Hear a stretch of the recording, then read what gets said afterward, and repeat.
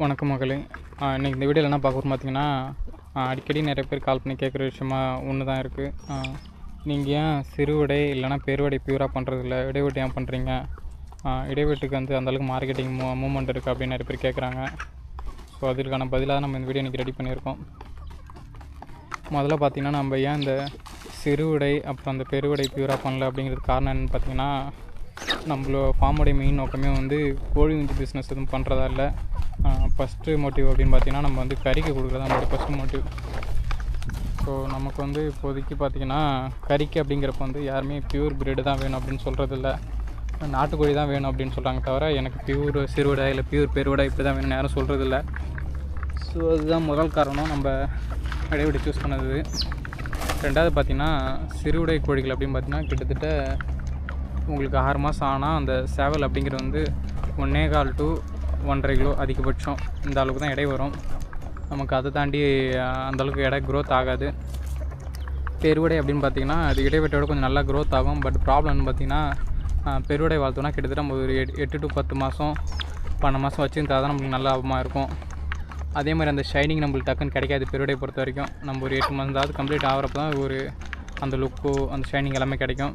அது ஒரு ப்ராப்ளம். அதே மாதிரி வந்து கிட்டத்தட்ட 3 வகையான பருவநிலை வந்து மாறிடும். வெயில், குளிர், மழைக்காலம் இது எல்லாத்தையும் கிராஸ் பண்ணி வர மாதிரி இருக்கும்.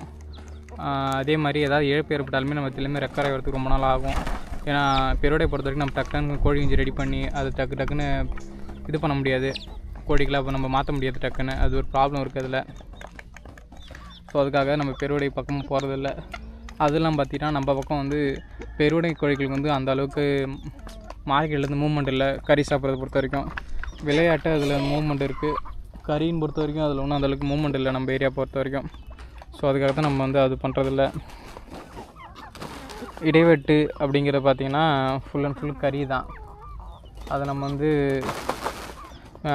கோழி குஞ்சோ இல்லை மற்ற 1 மாதம் குஞ்சு 2 மாதம் குஞ்சு அந்த மாதிரி இது வரைக்கும் நம்ம எதுவும் கொடுக்குறதில்ல.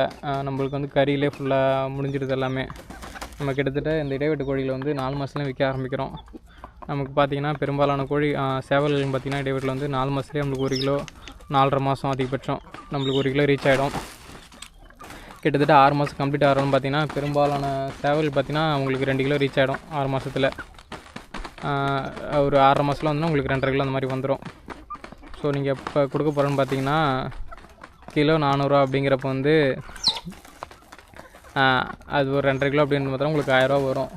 அந்த 1000 ரூபாயில் உங்களுக்கு கிட்டத்தட்ட தீவன செலவு மருத்துவ செலவு ஒரு 300 ஏன் ஒரு 400 கூட வச்சுக்கிட்டா கூடமே நம்மளுக்கு வந்து ஒரு 6 மாதத்தில் ஒரு சேவலே நம்மளுக்கு வந்து ஒரு 600 கையில் நிற்கும்.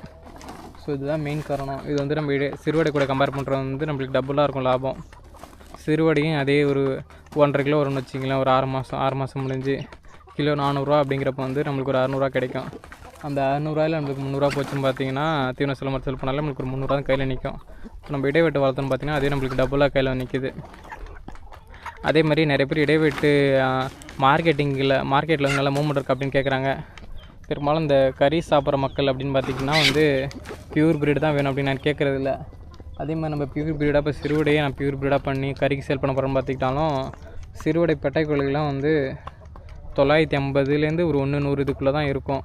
ஸோ இது நம்ம வந்து இடைக்கணக்கில் நம்ம விற்க போனால் அதில் நம்மளுக்கு ஒன்றுமே கட்டுப்படி ஆகாது.